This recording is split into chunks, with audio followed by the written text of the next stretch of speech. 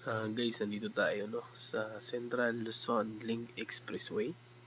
So, papunta tayo sa Dao, Pampanga for site visit and inspection. Yan.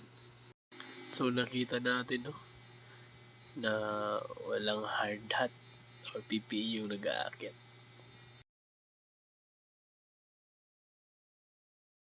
Mag-rectify sila dyan kasi may water penetration yan sa loob. So, yan, gagawa sila na pinaka-support dun sa taas para sa pagpapatungan ng monkey ladder.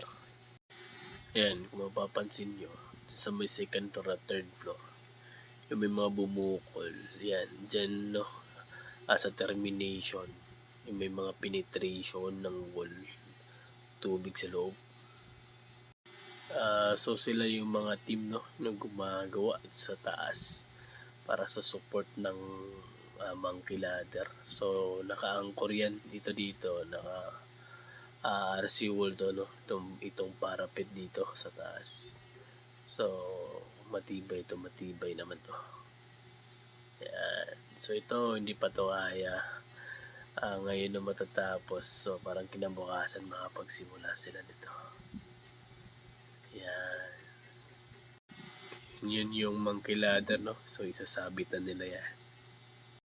Ng mga din ako nung tiningnan ko yung kitang-kita pala dito yung NLEX North Luzon Expressway. Yan. Mula dito sa roof deck. Yan. So may in-inspection tayo ng mga taong gumagawa dito. Ayan. O diba? Ganda ng view. Sis. Dang. Nice one. So tara. Baba na tayo guys. Baba na tayo. So dito tayo daan mula sa roof deck. Yan. Daan tayo sa firing seat. So yung design pala dito ng firing seat guys is naka steel grating So yun yung term. So ano yan. Sobrang babad yan ng galvanized na grating. Yan. So may tinitest dyan kung pasado yung steel grating about sa galvanization niya. Yan. So yun, baba na tayo. So tapos na tayo sa inspection kaya tara na guys. Uwi na tayo.